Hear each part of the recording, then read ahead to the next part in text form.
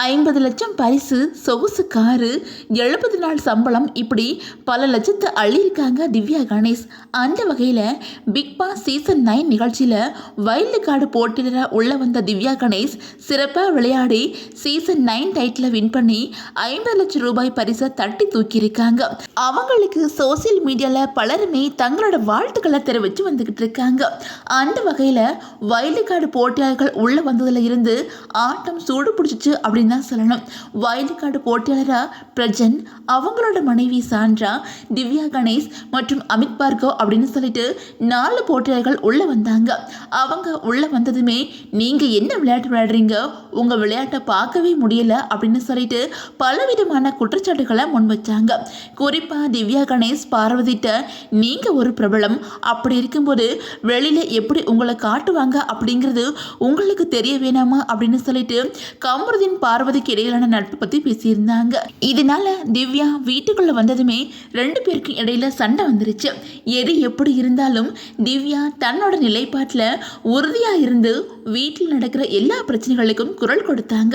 குறிப்பாக கார் டாஸ்கில் பார்வதி மற்றும் கமருதீன் சாண்ட்ராட்டா மோசமாக நடந்துக்கும் போது கோபத்தின் உச்சத்துக்கே போன திவ்யா பார்வதியை உண்டையிலேன்னு ஆக்கிட்டாங்க. அது மட்டும் இல்லாமல் கமருதீன் வெளியில் போகும்போது இதை நான் சொல்லலாமா அப்படின்னு தெரியல, வெளியில் போனாலும் பார்வதிட்டு மட்டும் நட்பு வேணாம் அப்படின்னு சொல்லிட்டு அட்வைஸும் பண்ணியிருந்தாங்க. இதனால பார்வதியோட இமேஜ் டேமேஜ் ஆகிருச்சு அப்படின்னு தான் சொல்லணும். அதே நேரம் கானா வினோத்துக்கும் மக்கள்கிட்ட ஆதரவு இருந்தனால அவர் டைட்டில் வின் பண்ணுவாங்க அப்படின்னு சொல்லிட்டு பலருமே எதிர்பார்த்தாங்க. ஆனால் அவங்க பணப்பட்டியோட பிக் பாஸ் வீட்டை விட்டு வெளியேறிட்டாரு. இதையடுத்து இறுதி போட்டியாளர்களாக விக்ரம், சபரி, திவ்யா, அரோரா இவங்கெல்லாம் இருந்தாங்க. இதில் அரோரா மற்றும் விக்ரம் வெளியேறினதுக்கு அப்புறம் திவ்யா வின் பண்ணியிருந்தாங்க. சபரி 2வது இடத்தை பிடிச்சாங்க.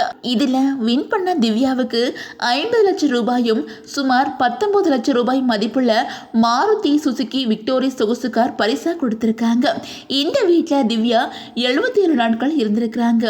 அவங்களுக்கு ஒரு நாளைக்கு 30,000 ரூபாய் சம்பளம் கொடுக்கப்பட்டிருக்காங்க அப்படின்னு சொல்லப்படுது. ஆக மொத்தம் பிக் பாஸ் நிகழ்ச்சியில் திவ்யா வின் பண்ணது மூலமா கிட்டத்தட்ட 70 லட்சத்துக்கும் மேலே சம்பாதிச்சிருக்காங்க. டைட்டில் வின் பண்ண திவ்யா என்ன சொல்லியிருக்காங்க அப்படின்னா, பலவிதமான ரோல் நான் நடிச்சிருக்கிறேன், ஆனால் ஒரு விருதையும் நான் வாங்கினதே இல்லை. மற்றவங்க வாங்கினதை பார்க்கும்போது மனசுக்குள்ள ஆசையாக இருக்கும். அந்த ஆசை இந்த வீட்டில் நானாக இருந்ததுக்காக கிடச்சிருக்கிறத நினச்சி மகிழ்ச்சியாக இருக்குது அப்படின்னு சொல்லியிருக்காங்க. அந்த வகையில் சோசியல் மீடியாவில் பலருமே திவ்யா கணேஷ்க்கு தங்களோட வாழ்த்துக்களை தெரிவித்து வந்துக்கிட்டு இருக்கிறாங்க.